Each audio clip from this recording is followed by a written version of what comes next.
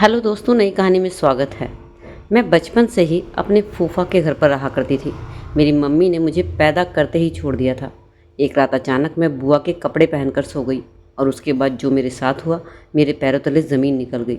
फूफा ने मुझे बुआ समझकर पूरी रात, मेरा नाम सुहाना है, आप मेरी कहानी सुनेंगे तो आपके रोंगटे खड़े हो जाएंगे। मैं फूफा के घर पर थी और खेल ही खेल में मैंने एक दिन बुआ के कपड़े पहन लिए और फूफा के कमरे में चली गई। तभी फूफा ने मुझे देखा और फिर मेरे साथ मैं अपने फूफा के रहमो करम पर थी। उनके घर पर ही मेरी ज़िंदगी बीत रही थी। लेकिन काफ़ी दिनों से जो मंज़र मेरी आंखों के सामने दिख रहा था, उसे देखकर मुझे हैरानी भी हो रही थी और जलन भी हो रही थी। न जाने जुम्मे की रात बुआ ऐसा क्या करती थी कि अगली सुबह मेरे फूफा उन्हें 10,000 रुपये देते। 10,000 कोई छोटी रकम नहीं थी। मेरे लिए तो 1,000 भी बहुत बड़े थे, जो कि मेरे पास नहीं होते थे। मैं अपनी बहुत सी ख्वाहिशों को मारती थी, लेकिन कर क्या सकती थी। मैं तो खुद फूफा के घर पर उनकी दहलीज पर पड़ी हुई थी। इसलिए जब भी फूफा को बुआ पर इस तरह पैसे लुटाते देखती तो मेरी भी हसरत जाग उठती। एक दिन बुआ ने मुझे किसी काम से बाहर भेजा तो मैं साथ में रहने वाली सानिया के साथ बाजार चली गई। वहाँ पर मैंने एक बहुत ही खूबसूरत कढ़ाई वाला सूट देखा, जिसे देखते ही मेरी नज़र उस पर टिक गई। मैं आंखें झपकना भूल गई और जब हमने उसका रेट पूछा तो उसने 7,000 रुपये बताया। सुनकर तो मेरा मुंह उतर गया था। मेरे पास जोड़ तोड़कर सिर्फ 5,000 थे। मुझे मायूस देखकर सानिया कहने लगी, क्या हुआ, तुम मायूस क्यों होती हो? तेरे फूफा तो इतने अमीर हैं, उनके पास तो बहुत पैसा है। यह सब सुनकर मेरी आंखों में आंसू गिरने लगे। अब मैं उसे क्या बताती कि मेरे फूफा पैसों के तो अमीर हैं, लेकिन दिल के बहुत करीब हैं। उन्होंने मुश्किल से ही मुझे अपने घर में जगह दे रखी है, नहीं तो बुआ तो उन्हें हमेशा शिकायत करती है कि इसका हाथ पकड़ो और इसे घर से बाहर निकाल दो। बुआ का मुझसे नफ़रत का सबसे बड़ा कारण यह था कि उनके बेटे का दिल मुझ पर आ गया था और बुआ ये बर्दाश्त नहीं कर पा रही थी। वह मुझे अपने बेटे की ज़िंदगी में नहीं रहना देना चाहती थी। वह हमेशा मुझे ताने दिया करती थी कि मेरी माँ ने ही मुझे जब नहीं अपनाया तो हमने तो फिर भी तुझे किसी तरह अपने घर में रखा है और तुझे यहाँ पर मुफ्त की रोटियाँ दे रहे हैं। मैं उनकी बातें सुनकर हमेशा शर्मिंदा हो जाया करती थी। बुआ की बातों में सच्चाई भी थी, लेकिन मुझसे ये बातें बर्दाश्त नहीं होती थी। मेरा मन करता था कि मैं बुआ का मुंह नोच लूँ। मैं इन्हीं ख्यालों में गुम थी। तभी सानिया ने मुझे झंझोड़ा और कहने लगी, अगर पैसे नहीं हैं तो हम लोग यहाँ क्यों खड़े हैं? यहाँ खड़े रहने से दुकानदार को तुम पर तरस नहीं आएगा? उसकी बात सुनकर मैं मायूस से मुस्कुराई और अपने दिल को वहीं छोड़कर अपने उदास चेहरे को लेकर मैं घर लौट आई। और ऐसा आज पहली बार नहीं हो रहा था। न जाने मैंने अपनी ख्वाहिशों को अपने दिल में दफन कर दिया था। बचपन से ही मेरे साथ ऐसा होता आया था और मैं यह अच्छी तरह जानती थी कि हम जैसी लड़कियों की ख्वाहिशों की ज़िंदगी में कोई जगह नहीं होती। घर पहुंचते ही बुआ मुझ पर बरस पड़ी। कहने लगी, ज़रा से सामान के लिए तुमने 3 घंटे लगा दिए, ना जाने कहाँ घूमती फिरती है। जब से तू जवान हुई है मुझे तेरी फिक्र सताती है। कहीं तू किसी के चक्कर में तो नहीं पड़ी है? मुझे तो बस यही चिंता सताती रहती है, कहीं तो हमारे मुंह पर काली ही ना पोत दे। बुआ का बेटा सलीम इसी समय कॉलेज से लौटा था। वह कहने लगा, माँ तुम्हें कोई काम है तो मुझसे कह दिया करो, तुम इस बेचारी को क्यों परेशान करती रहती हो? पहले खुद ही बाजार भेजती हो, फिर उसे ताने मारती हो। इतनी गर्मी में न जाने वह किस तरह से सामान लेकर आई है। इतना सुनना था कि मेरी बुआ का सर और गर्म हो गया और वह मुझ पर चिल्लाने लगी, ना जाने तूने मेरे बेटे पर क्या जादू कर दिया है। बेटा तू उसके बहकावे में मत आया कर, यह तेरे पे जादू कर डालेगी। इसमें इसकी माँ का गंदा खून है और वह रंग दिख रहा है। ना जाने कौन सी घड़ी में हमने इस लड़की को यहाँ पर पनाह दी थी। मुझे लगता है यह एक न एक दिन हमारे मुँह पर कीचड़ पोत कर ही रहेगी। इतना कहना था कि सलीम अपनी माँ को लेकर कमरे में चला गया और मैं वहाँ बैठी बैठी रोती रही। 5 मिनट बाद उठकर फिर से किचन में गई। घर के सारे कामों की जिम्मेदारी मुझ पर थी। अब बाजार से आकर मुझे खाना भी बनाना था। बचपन से यही तो करती आई थी और बचपन से बुआ को लगा करता था कि मैं अपनी माँ की तरह ही बनूंगी और उनके लिए बदनामी का सबब बनूंगी। कुछ देर बाद सलीम अपनी माँ को चुप कराकर बाहर आया और मुझे समझाने लगा कि माँ दिल की अच्छी है, बस जवान की थोड़ी कड़वी है। तुम उनकी बातों को दिल पर मत लिया करो। माँ की भी गलती नहीं है। माँ ने जो तुम्हारे बारे में ज़माने से सुना है, बस वही वह दोहराती रहती है। सलीम की बातों से मुझे थोड़ी सी तसल्ली होती और मैं मुस्कुरा देती। एक पूरे घर में वही था जो मुझे समझता था। वैसे तो सलीम के लिए मेरे दिल में कोई ज़्यादा जज्बात नहीं थे, लेकिन उसके लिए दिल में इज्जत बहुत थी, क्योंकि एक वही था जिसकी वजह से मैं इस घर में मुझे जगह मिली थी। सारा दिन काम से थक हार कर मैं बस स्टोर रूम वाले कमरे में जाकर अपनी चारपाई पर सो जाती थी। एक वही चारपाई थी जो मेरा सहारा थी, जो बचपन से मुझे सुकून देती थी। मैंने अपनी ज़िंदगी के 15-16 साल इसी चारपाई पर लेटे लेटे स्टोर रूम में गुजारे थे। जब तक मेरी बुआ की सास जिंदा थी तो मैं उन्हीं के साथ सोया करती थी, लेकिन जैसे ही उनका इंतकाल हुआ तो वह कमरा मुझे सलीम को देना पड़ा और मैंने स्टोर रूम को खुशी खुशी कबूल कर लिया। रोज़ की तरह आज जब मैं सुबह उठी और अपने रूम से बाहर निकली तो बुआ मुझे सामने ही खड़ी दिखाई दी और बहुत गुस्से में थी। कहने लगी, यह तेरा उठने का टाइम है, अभी तक नाश्ता भी नहीं बनाया है, जा मेरे और अपने फूफा के लिए नाश्ता बना दे। जैसे ही मैं नाश्ता बनाकर बुआ के कमरे में आई, मैंने बुआ के हाथ में 10,000 रुपये देखे। फूफा बुआ से कह रहे थे कि बस नगमा, तू मुझे इसी तरह खुश कर, मैं तेरा ख्याल करूँगा, मैं तुझे इसी तरह नोटों से नहलाता रहूँगा। 10,000 के नोट देखते ही मेरे मन में वही सूट घूम गया जो मैंने बाजार में देखा था और जो मेरे दिल में अब तक समाया था। एक बार मन में आया कि वह सारे पैसे मैं बुआ से छीन लूँ और अपनी ख्वाहिश पूरी कर लूँ, लेकिन ना तो ऐसा हो सकता था और ना ही बुआ मुझे ऐसा करने देती। फूफा मुझे कभी 1,000 भी दे देते थे तो बुआ मुझे बहुत ताने सुनाया करती थी। मैंने ललचाई नज़रों से उन नोटों की तरफ देखा और फिर अपने कमरे में बाहर आ गई। फिर मैं पूरे दिन बस यही सोचती रही कि आखिर बुआ ऐसा भी क्या करती है जिस पर फूफा खुश होकर उन्हें इतने सारे, वह भी बिना किसी ज़रूरत के पैसे दे देते हैं। तो क्या वह फिर मुझे इतने पैसे नहीं दे सकते? जैसे ही नाश्ता करके फूफा कमरे से बाहर आए, मैंने डरते डरते फूफा से कहा कि मुझे भी 10,000 रुपये चाहिए। फूफा ने थोड़ा गुस्से में मुझे देखा और कहने लगे, सुहाना, तुझे इतने पैसों की क्या ज़रूरत है और तुझे इस घर में किस चीज़ की कमी है जो तुझे इतने पैसे चाहिए? ना चाहते हुए भी मैं फूफा की तरफ थोड़ा गुस्से से देखने लगी और फूफा से कह दिया, फूफा, यहाँ मुझे 2 वक्त की रोटी तो मुश्किल से मिलती है, फिर और ख्वाहिशों के लिए पैसे मिलना तो दूर की बात है। मेरा इतना कहना था कि कमरे से पीछे से बुआ भी निकल कर आई और उन्होंने मेरी सारी बातें सुन ली और फूफा से कहने लगी, देख लिया ये कितनी चालाक है और किस तरह से आपसे बातें कर रही है। जब यह आपके सामने इस तरीके से बोलती है तो सोचो पीछे हमसे कितनी बदतमीजी से बात करती होगी। और इतना कहते ही उन्होंने मेरे मुंह पर एक ज़ोरदार थप्पड़ मार दिया और फिर से फूफा से कहने लगी कि तुमने इसकी खातिर क्या क्या नहीं किया, आज देखो ये हमारे मुंह पर थूक रही है। इतने में फूफा कहने लगे, हाँ हाँ नगमा, तुम ठीक कह रही हो, यह तो बड़ी बदतमीज़ हो गई है, इसे तो बड़े छोटे का लिहाज ही नहीं है। इतना कहकर फूफा घर से बाहर निकल गए। उनके जाते ही बुआ मुझे कड़े शब्दों में कहने लगी, खबरदार जो आज के बाद फूफा के सामने कुछ भी कहा, नहीं तो मुझसे बुरा कोई नहीं होगा। बुआ फूफा के इस रवैये से मेरा दिल सा बैठ गया था। मैंने तो बस एक हक से फूफा से कुछ पैसे मांगे थे, लेकिन उन्होंने तो मुझे मेरी हैसियत याद दिला दी थी। अब वह जोड़ा मेरी ख्वाहिश नहीं, मेरी ज़िद बन चुकी थी। अब मुझे कैसे भी करके वह जोड़ा चाहिए था। बुआ फूफा के इस रवैये से मैं बागी सी बन गई थी। अब मैंने सोच लिया था कि किसी भी तरह मुझे 10,000 अब हासिल करने ही होंगे।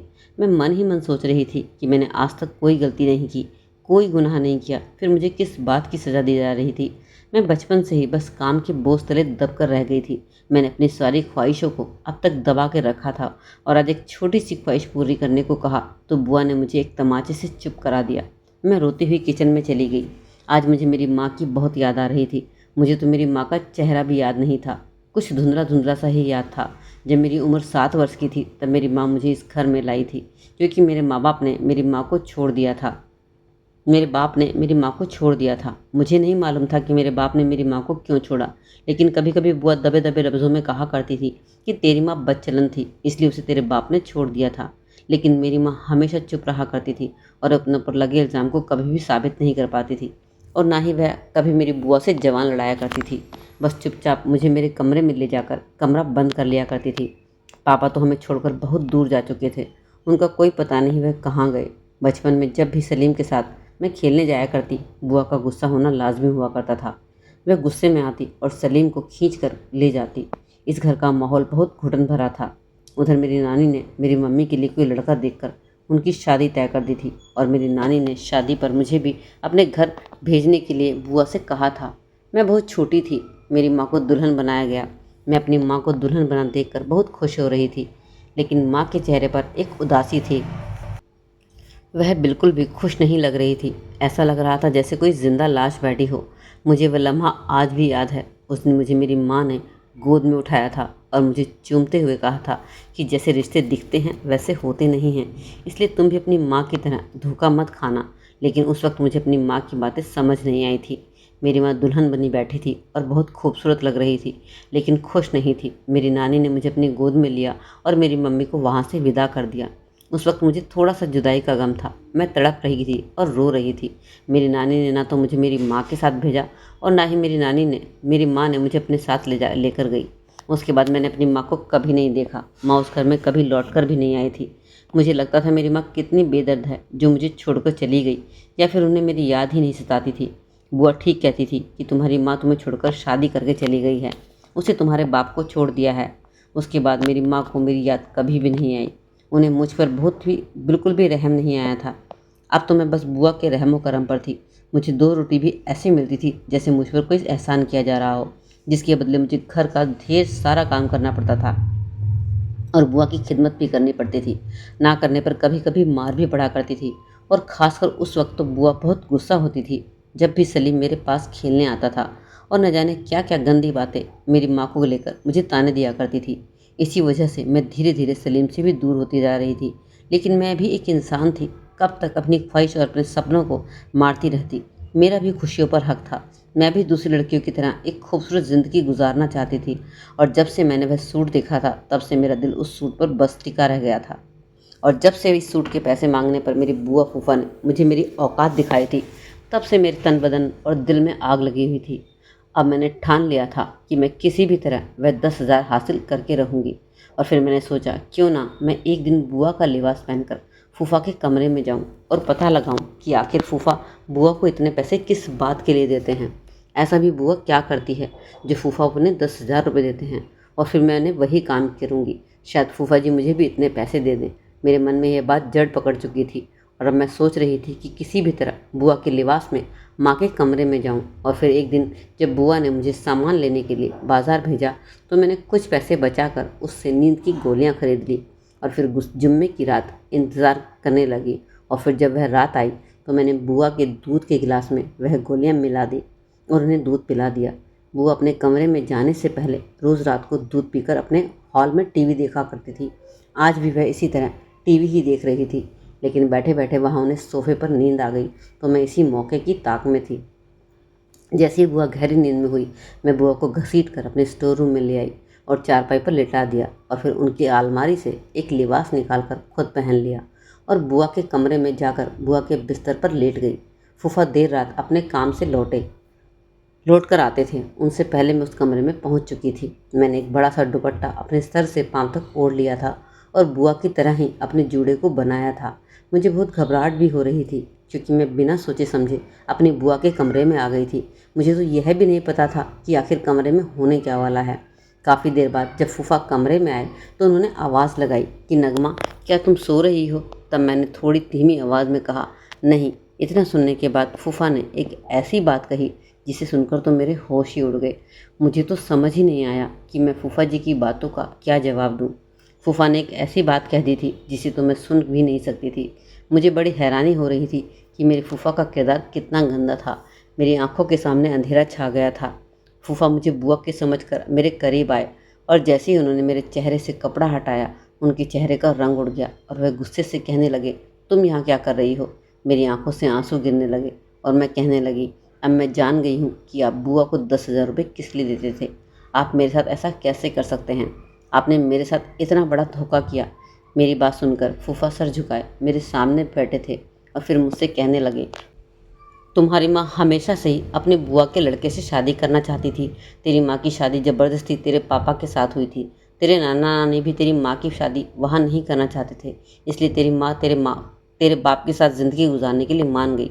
लेकिन तेरा बाप एक दरिंदा साबित हुआ। वह तेरी माँ को हर छोटी छोटी बात पर मारता था, और फिर न जाने उसे कहाँ से तेरी माँ के बारे में खबर मिल गई कि वह अपनी बुआ के बेटे से शादी करना चाहती थी, और उस बात के ताने वह तेरी माँ को देने लगा, जिस वजह से उसने तेरी माँ को तलाक दे दिया। तेरा बाप तुझे छोड़कर कहीं भाग गया, और तेरी माँ को भी। और जब तेरी माँ तुझे गोद में उठाकर इस घर में आई तो तेरी बुआ से ये बर्दाश्त ना हुआ, और वह मुझसे कहने लगी कि अगर तुमने इन लोगों को घर में रखा, मुझसे बुरा कोई नहीं होगा, क्योंकि तुम्हारी बुआ जानती थी कि अगर तुम यहाँ पर रहोगी तो जो तुम्हारा हिस्सा तुम्हारे बाप का है, जो तुम्हारे लिए है, वह तुम्हारी बुआ को नहीं मिल पाएगा, क्योंकि तुम्हारा बाप और तुम्हारी बुआ के अलावा उस घर का कोई और वारिस नहीं है, क्योंकि तुम्हारे दादा और दादी बहुत सारी प्रॉपर्टी छोड़ कर गए थे, क्योंकि तुम्हारी बुआ और पापा के नाम थी। जो तुम्हारी बुआ यह नहीं चाहती थी कि प्रॉपर्टी के हिस्से में तुम्हें भी हिस्सा मिले। तो तुम्हारी बुआ नहीं चाहती थी कि तुम्हें प्रॉपर्टी में हिस्सा मिले, इसलिए तेरी बुआ ने एक प्लान बनाया और कहा कि हर जुम्मे की रात मुझे 10,000 रुपये देना, वह तुम्हारे सामने, ताकि तेरे मन में लालच पैदा हो और तू कोई ऐसी गलती कर बैठे जिससे वह तुझ पर इल्ज़ाम लगाकर तुझे इस घर से बाहर निकाल सके। तेरी बुआ को लगा था कि तू एक न एक दिन पैसे चुराने की हिम्मत ज़रूर करेगी और फिर वह पुलिस को बुलाकर तेरे पर इल्ज़ाम लगा देगी और तुझे घर से भी निकलवा देगी और तुझे सलीम की नज़रों में भी गिरा देगी ताकि वह तुझसे दूर हो जाए। लेकिन तूने तो आज इस कमरे में आकर मेरी और अपनी बुआ की जगह लेकर मेरी और तेरी बुआ के प्लान को तहस नहस कर दिया और तुझे सारा राज पता चल गया। दरअसल जब फूफा कमरे में आए थे, उन्होंने आते ही मुझे बुआ समझकर मुझसे कहा था कि मुझे सारे 10,000 रुपये वापस कर दो, ताकि वह 10,000 में सुबह तुम्हें सुहाना के सामने फिर से दे सकूं और उसके मन में फिर से लालच पैदा कर सकें। मैं जानती थी कि बुआ ने सब कुछ जानबूझकर किया था। मुझे तो यह तक नहीं मालूम था कि आधी जायदाद मेरे नाम है, तो फिर मैं इस जायदाद का लालच कैसे कर सकती थी। मुझे तो शर्म आ रही थी कि मेरी बुआ ने इतनी घिनौनी हरकत की थी, वह भी सिर्फ जायदाद के लिए। मैंने फूफा जी से कहा कि आप भी बुआ के साथ मिलकर इस काम में शामिल हो गए। आप कितने गिरे हुए इंसान हो, मुझे इस घर से चोरी इल्ज़ाम लगाकर निकालना चाहते थे। मैं तो कभी सपने में भी नहीं सोच सकती थी कि आप ऐसे निकलेंगे। क्या आपको जायदाद रिश्तों से भी ज़्यादा अजीज हो गई है? इससे अच्छा तो यह होता कि बुआ मुझे मेरी नानी के घर ही छोड़ देती और मेरी माँ के साथ मुझे भिजवा देती, तो शायद मैं बुआ से अपने हिस्से की जायदाद ना मांगती ना। इतने में बुआ को होश आ चुका था, वह भी कमरे में आ गई। मैंने बुआ से रोते हुए कहा कि बुआ, आप मुझसे वैसे ही कह देती तो मैं तुम्हें अपना हिस्सा ना मांगती। मुझे आपकी जायदाद से 1 रुपया भी नहीं चाहिए। मुझे तो बस ज़िंदगी में अपनी कुछ छोटी मोटी ख्वाहिशें ही पूरी करनी थी। अगर आप बस मेरी छोटी छोटी ख्वाहिशें पूरी कर देते तो मैं भी गुस्से में आकर इतना बड़ा कदम न उठाती। मैं रोते हुए कमरे से बाहर निकल गई। बुआ ने लालच में आकर मेरे साथ इतनी घिनौनी हरकत की जिसे मैंने कभी सोचा भी नहीं था। बुआ फूफा ने जायदाद के लालच में मेरे साथ बहुत गलत किया था, लेकिन इंसान जायदाद के लालच में इतना खुदगर्ज हो जाता है कि वह रिश्तों को भी भूल जाता है। मैंने खुशी खुशी सारी जायदाद अपनी बुआ के नाम कर दी। पता नहीं क्यों मेरी माँ ने मुझे मेरी बुआ के घर छोड़ मेरे नाना नानी के घर क्यों नहीं छोड़ा। आज तक मैं राज नहीं जान पाई, लेकिन मैंने अपनी माँ के बारे में जानकारी हासिल की तो मुझे पता लगा कि मेरे नाना नानी ने मेरी मम्मी की शादी किसी पागल आदमी से कर दी है, क्योंकि नाना नानी को भी लगता था कि मम्मी ने उनकी बदनामी कराई थी, क्योंकि वह अपनी बुआ के बेटे से शादी करना चाहती थी। जबकि मेरी मम्मी ने तो अपने माँ बाप के कहने पर एक बार में ही मेरे शराबी बाप से शादी कर ली थी और दुखों को झेला था। लेकिन अब फिर से दूसरी बार मेरे नाना नानी ने मेरी माँ के साथ गलत किया था। अब मैं अपनी माँ का पता लगाया और उनके पास चली गई। मेरी माँ अपने पागल पति को जिस तरह से झेल रही थी, मुझे देखकर बहुत दुख हुआ। अब मैं अपनी माँ के साथ उनके दुखों को बांटना चाहती थी, उनके साथ रहकर उनका सहारा बनना चाहती थी। मेरी माँ भी मुझे पाकर अब खुश थी। अब उसे ज़िंदगी में जीने का सहारा मिल गया था। तो दोस्तों, कहानी कैसी लगी ज़रूर कमेंट में बताइएगा। अच्छी लगे तो लाइक ज़रूर कर दीजिए और चैनल पर पहली बार आएँ चैनल को सब्सक्राइब ज़रूर कर लीजिए, ताकि आपको इस तरह की कहानी की और ज़्यादा मिल सके। तो चलिए फिर मिलते हैं अगली कहानी में एक नई वीडियो के साथ। तब तक टेक केयर, बाय बाय।